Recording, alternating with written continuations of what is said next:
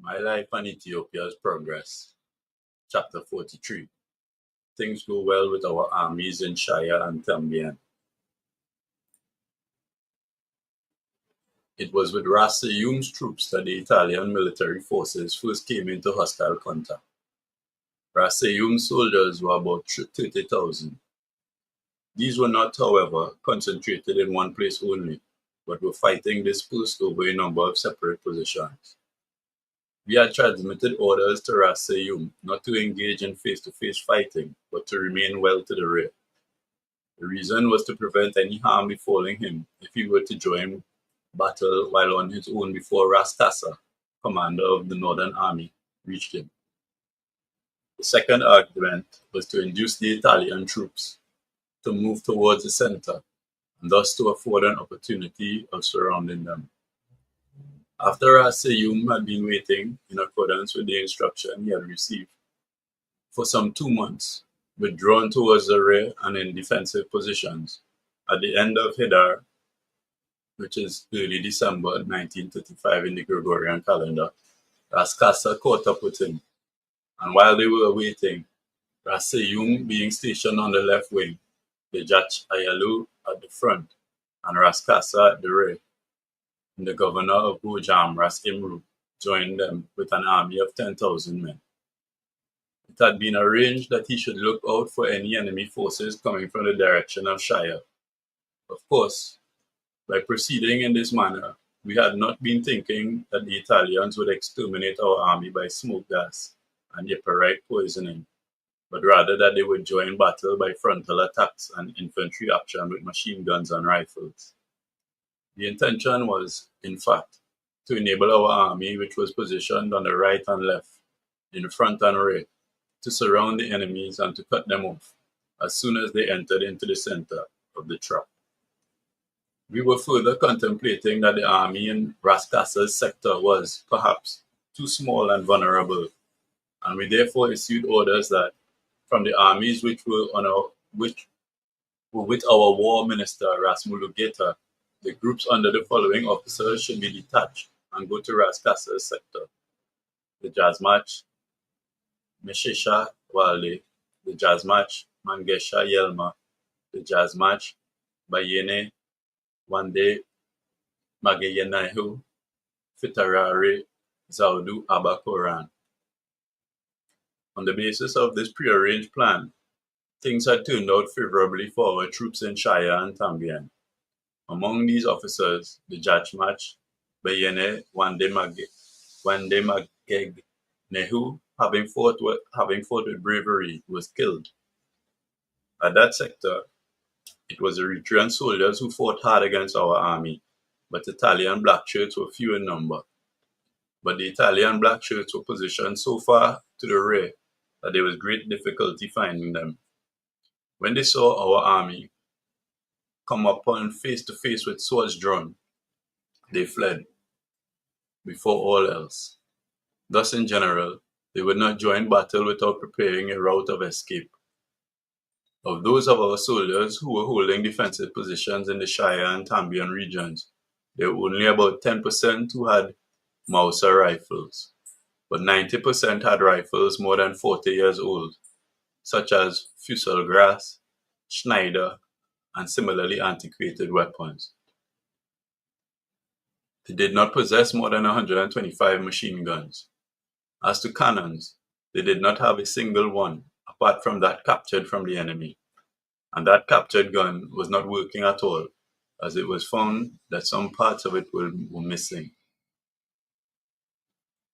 The lead of the Fusselgras bullet is black and soft, and therefore when it rests against a bone, it expands and rubs against it. If it penetrates through flesh, there is a big and extensive wound where the lead emerges from the flesh. For this reason, when the Italians noticed this, they announced that we were hitting them with dum-dum bullets. At Abiadi and on the Urba Wane, our army, under the command of Ras fought hard and was victorious. In the Shire area, the army, which had been sent under the command of Ras Imru, also fought valiantly, with more than 100 machine guns and a great deal of military supplies. But our soldiers, according to their long-established custom, would throw up their rifles and, unless they engaged in a sword battle at close quarters and face to face, they would not reckon it valorous to kill by shooting with rifles from a distance. Hence, it is true that by such actions they suffered heavy casualties. Apart from the battles at Abiadi and Urbawain, there was a large-scale engagement at Shum Aure. At the time of this battle, the Italians emerged from their fortified positions, and the engagement became a face-to-face fight. There were no planes in the air, and it was a battle of true heroism. The only difference between our soldiers and the Italians was that our men possessed antiquated weapons only, while the Italians had modern arms. Nevertheless, our soldiers, with their customary agility, entered into the midst of the battle, leaping forward like leopards, while the Italian soldiers began to flee, leaving behind their machine guns, rifles, and ammunition, as well as their telephone and radio equipment. Thus, the hearts of our troops were increasingly fortified. To estimate the quantity of captured weapons and equipment, it is sufficient to say only that it took many hundreds of soldiers 4 whole days to go to and fro between the arena of the battle and their encampments. After our soldiers had brought in the arms and equipment, diarrhea spread in their camps and caused them a good deal of harm, so that, in fact, the suspicion was aroused that perhaps the defeated and fleeing Italians might have placed some poison upon their equipment. Although the Italians were superior to us in modern arms, our soldiers had the advantage in terms of courage. There is therefore no doubt that the Italians suffered heavy casualties who had won the battles in the Tambien and Shire regions, were fighting with obsolete rifles like the Fusil Gras. They yet managed to capture more than 300 machine guns and many cannons and tanks. There were very few in our army who knew the instrument of war called tank. When they set out from Addis Ababa, and we gave them written advice about the precautions against tank attacks, there were some who said, "What is a tank?" Subsequently, however, when they had observed 3 or 4 times the manner of their operation on the battlefield, they got used to them and followed the precautionary counsel. Thus, they suffered no damage at all from the tanks. Similarly, they would remain hidden in crevices and bushes until the tank had passed. Then they would follow, and like a leopard, they would leap climbing on top of it and kill the crews by shooting at the various holes. At times, on account of the heat, the Italians would step out of the tanks and sit under the trees. Our men would then emerge from their hiding places and kill the enemy soldiers and capture the tanks. On the Jach Ayalu's front, the man called Fitarari Shafera had captured 5 tanks in a single day.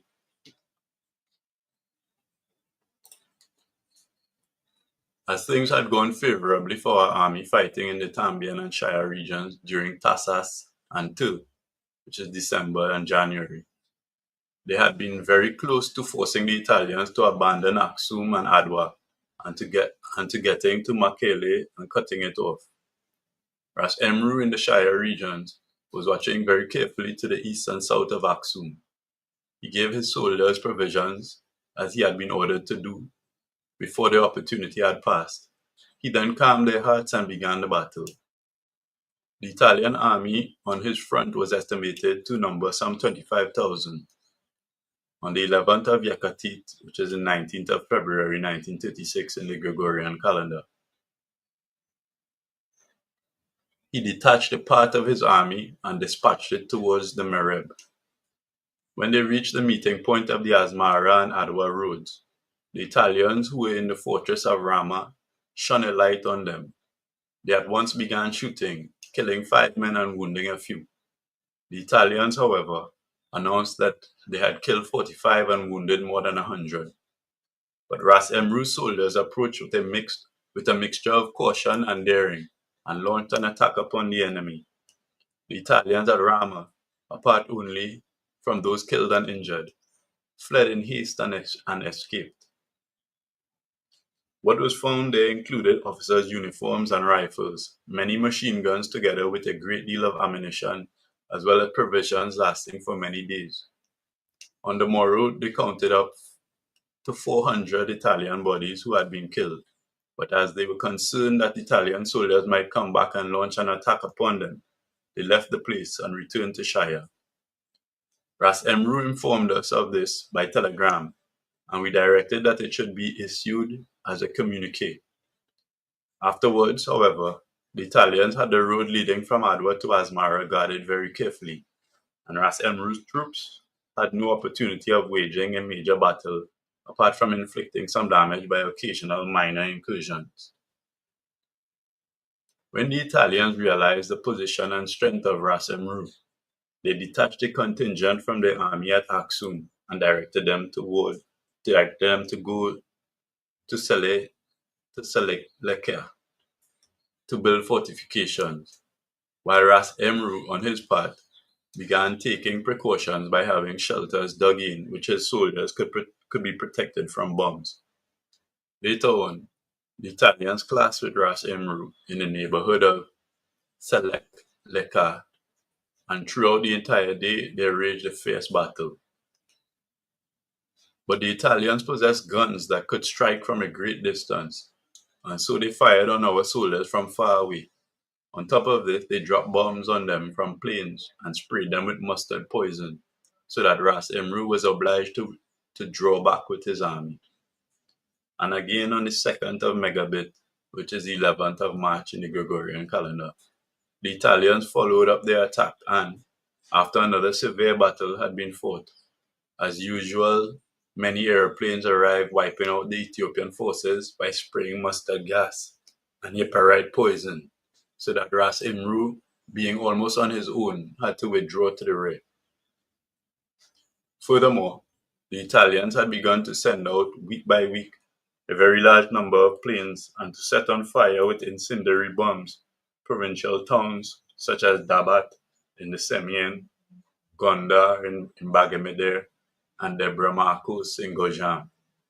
When the soldiers from these regions who were taking part in the war heard about this, they panicked and felt unable to stay on the battlefield, and so they started to return home little by little. Nevertheless, Ras Imru had remained offering resistance until he had heard about the military situation on Ras Castle's front in the Tambien, on Ras Mulugeta's front at Amba Aradom and Alage, and on our front at Mechu. But after he had heard about this, he returned to Gojam with those of his soldiers who had survived the bombs, gas, and mustard poison. When the Jazmach Ayelu heard of the Italians entering his governorate of Semien, he went to the city of Debre Tabor in Begameder. The Red Cross doctors stationed on the northern front between Korem and Lake Ashange were working with all possible care and strength. Dr. Dacios, whom the Ethiopian National Red Cross Society had sent, was never parted from us. However, from Korem onwards as far as Metru, there was no other doctor apart from Dr. Melaku Bayen, who traveled with us as our own personal physician. In the neighborhood of Korem and Ashange, the doctors whom the British Red Cross Society had sent assisted us with much care while observing Red Cross regulations. We shall never forget this. They had set up their camps at a great distance from the army positions and had spread out very widely on the ground of the Red Cross sign, as well as the British flag. They had also sewn them on their tents, so that the Italian aeroplanes should see them from far away and recognize that it was a Red Cross camp. But when the Italians in the aeroplanes saw the Red Cross sign, they argued that there would be no one to question them if they violated Red Cross Society rules and regulations. They therefore dropped bombs upon them with audacity and, breaking their entire medical equipment, made it into a heap of old iron. They made the tents look like old moth-eaten rags. The injured and the sick to whom the doctors were ministering remained buried there with the ground on which they were lying was turned upside down by the bombs. We do not suppose that they are recorded in the annals of any war waged in our contemporary civilization, any similar acts of cruelty. We trust that all who read these lines will not fail to observe, when they see such lawless actions, that in Italy the work of civilization is reckoned to be worthless. We must not recoil from repeating this over and over. When setting fire to places where the sick and injured are lying in the hope of receiving medical treatment and of recovering there, and in addition to finishing off the injured by crushing their bones anew. The Italians have committed the following deeds of violence which are bound to humiliate and shame them exceedingly in front of all decent men. After the Italians had obliterated with their bombs the English Red Cross mission, the doctors sought and discovered a cave in the neighborhood of Coram, which seemed to them a strong shelter which the Italians would not be able to reach. They therefore brought all the sick and wounded into that cave and made them lie down there. But the Italian aeroplane sniffed out this cave like a hunting dog and followed along there. It became therefore impossible to bring further injured people to the cave, or indeed to take out those who had entered. The wounded as well as those who carried them had the greatest difficulty in passing in and out. On these grounds, the British Red Cross doctors believed that it would be preferable to transport the injured by loading them onto mules, which would walk in scattered groups, rather than conveying them by lorries, which are clearly visible. It was thus necessary for Dr. Melly, their leader, to go back to Addis Ababa to purchase mules and additional medical equipment. On top of this, the doctors also had to take care of their own lives and those of their assistants. Hence, our people, who had hoped that the Red Cross doctors would treat them and look after them, when they saw the kind of attack that was descending upon the doctors as well as such acts of cruelty, which should never be carried out against human beings, being perpetrated against them, felt sure that it was with the devil that they were fighting. Thus their lack of hope and their despair exceeded in all bounds.